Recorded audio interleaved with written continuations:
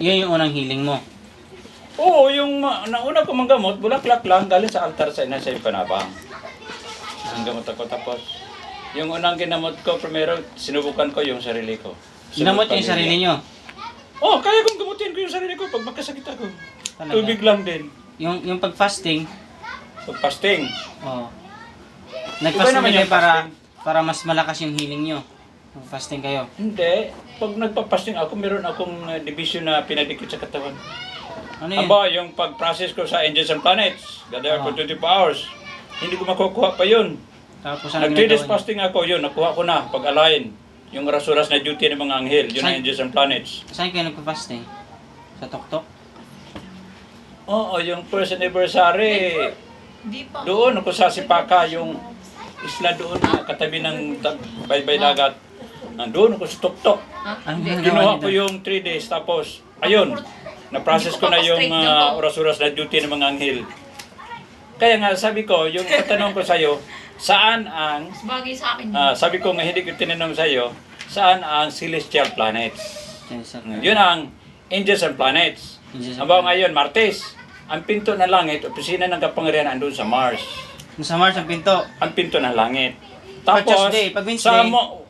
sa Lunes, Wednesday, ang pinto ng langit nandoon sa bulan.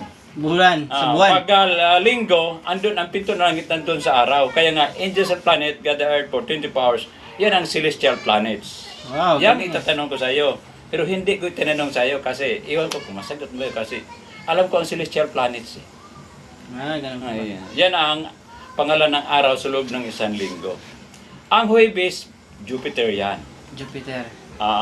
Papa naman nakalagay Brother, sa libro ko yung sa Yung 9 days, anong ginawa nyo sa 9 days ulit? 9 days na fasting? Saan kayo nagkuhan? Nagkuhan ako, dry fasting ako noon. Saan Ginawa ko kayo ang division naman sa pagkapare. Yan ang 9 days. Altissimo Sanctissimo Diyos Muruam, Ismirel Birnabal Manumbao. To si Amang Manumbao at saka Amang Birnabal, sila ang humahawak ng, si Amang Manumbao, yan ang kayamanan ng langit, siya ang administrator doon. Si Amang Birnabal naman, siya ang kayamanan ng lupa, administrator sa kayamanan ng lupa, dito sa daigdig. Anong ginawa nyo una bago mo siya nalaman? Di ba nung sabi nyo, nag 9 days kayo doon gabon sa Toktok? O yun na ang division ginawa ko. Anong ginawa nyo doon? Naghangin ako ng Tapos? siyam na araw doon sa tuktok sa project namin sa Nainditas Temple. Yun ang tatapusin doon, yung prayer room doon. Tatayuan pa na ang palibot na kwarto, 12 ka Opo. kwarto. 12 ka kwarto. 12 ka kwarto yun. Ang center doon, yun ang prayer room. Ang 9 sa siyam kabungtod, connected na sa cable car. Yung magpasting sa loob ng siyam na araw, hindi dadaan sa lupa, sasakay lang sa cable car, tatawid sa isang yung fasting area. Sa ikatlong araw, sunod-sunod yan. Araw-araw merong 12 katao. Yun na ang pagbaba mo doon sa Nainditas Temple, yun ang harap ka na sa trono.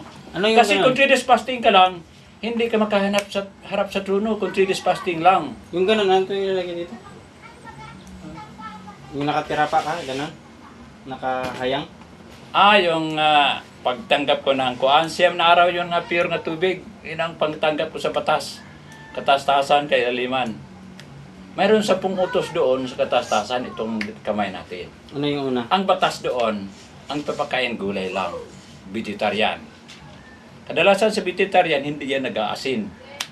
Ang batas naman dito sa kailaliman, yun ang 10 daliri sa paa natin.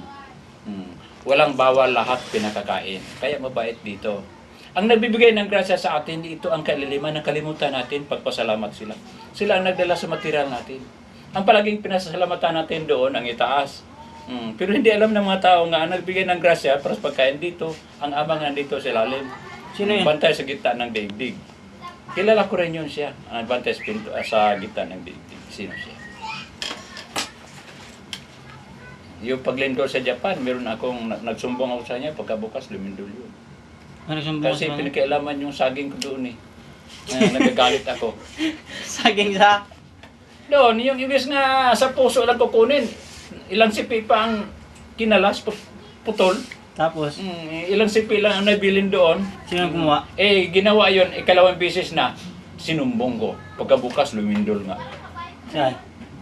Kasi pag nagsumbong ako doon sa kailaliman, yung lihim na pangalan na yan, Pag nagagalit sila, ang sagot niya lindol.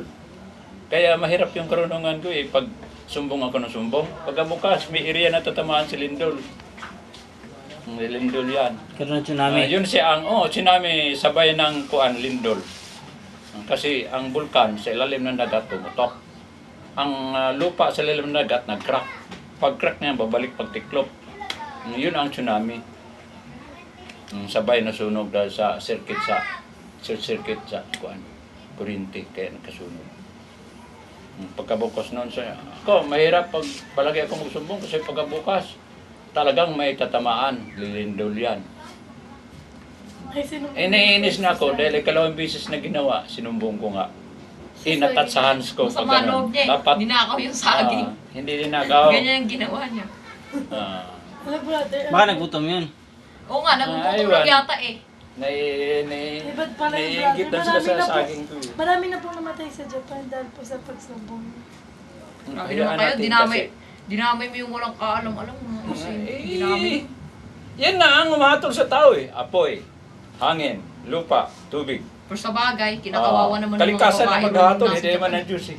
Diba? Oo nga daw. Ginawang GRO. Ganun nga daw sa Japan.